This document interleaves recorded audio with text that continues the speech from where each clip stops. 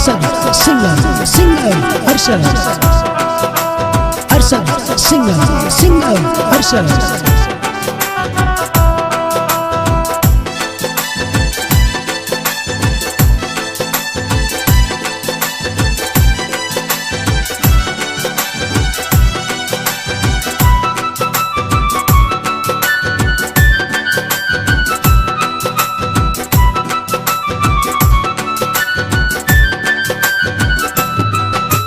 बाल कटन का दौर चला अब बच के रहियो लाली।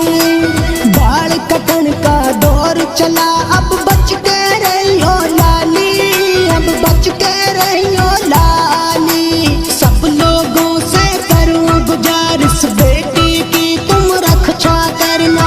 अपने घर में दीप जला लो, अल्लाह का कलमा पढ़वा लो। ढाकन से चौकन्ना रहना, देता हूँ तुमको पहचान। लंबे सींग है सर पे उसके और सकल बदसूरत है, और सकल बदसूरत है। बाल कटन का दौर चला अब बच के रहियो लाली। बाल कटन का दौर चला अब बच के रहियो लाली। अब बच के रहियो लाली।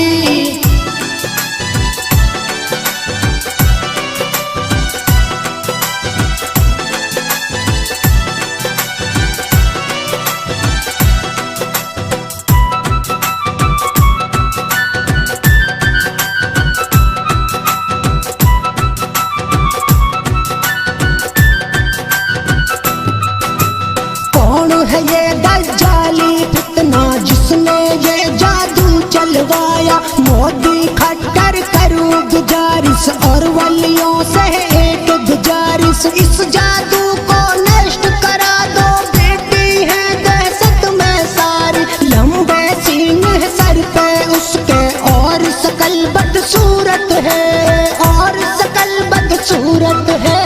बाल कटन का दौर चला अब बच के रहियो लाली। बाल कटन का दौर चला अब बच के रहियो लाली। अब बच के रहियो लाली।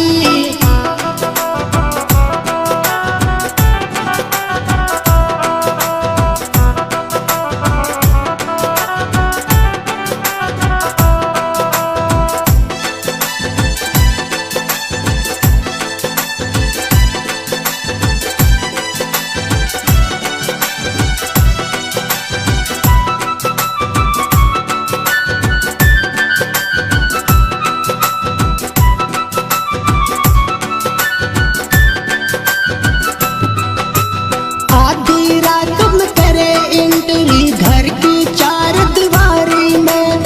औरत पे हमला करती है, भेष बदल कर आती है। नंगे सर को देख के वो चुटिया पर बाण चलाती है। लंबे सींग है सर पे उसके और सकल बदसूरत है, और सकल बदसूरत है। बाल कटन का दौर चला अब बच के रहियो लाली। बाल कटन का दौर चला अब बच के रहियो लाली। अब बच के रहियो लाली।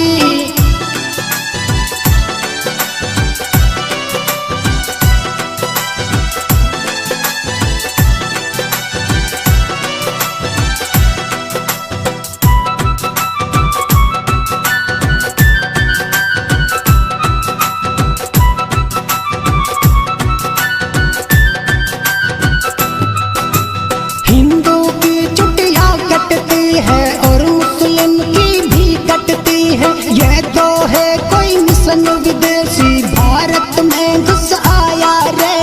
हिंदू मुस्लिम एक रहो तुम दुश्मन से टकराने को। भारत से जो नजर मिलाए दुनिया से उसे खो देंगे, दुनिया से उसे खो देंगे। बाल कटन का दौर चला अब बच के रहियो लाली। बाल कटन का दौर चला अब बच के रहियो लाली। अब बच के रहियो लाली।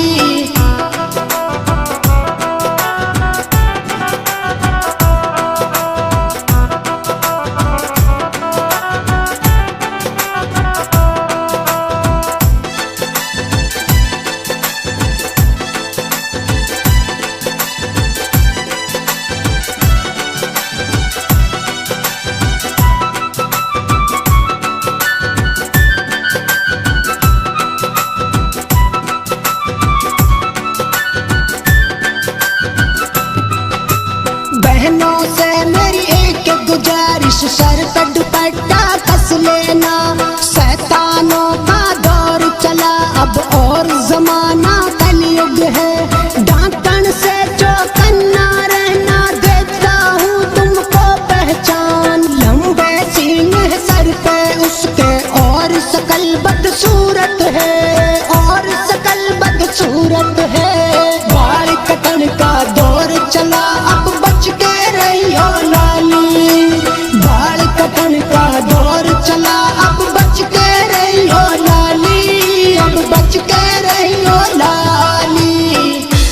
मैं अपने फैंस को यह बताना चाहता हूं कि हमारे मेवात से समाज सेवक और प्रशासन और जितने भी हमारे मीडिया वाले हैं, खास तौर से हमारे लियाकत पत्रकार जो लोकहित एक्सप्रेस से हैं, वो इस खबर को सुनकर बहुत गंभीर हैं। हर जगह इस खबर को सुनकर तुरंत पहुंच रहे हैं। और इतना ही नहीं, हमारे मेवात के उलेमा इकराम भी इस हादसा को बड़ी गंभीरता से ले रहे हैं। और मैं अपने फैंस को ये भी बता रहा हूँ कि नक्कारों से सावधान रहें। मेरा यूट्यूब लिंक अरशद सिंगर बीसरू।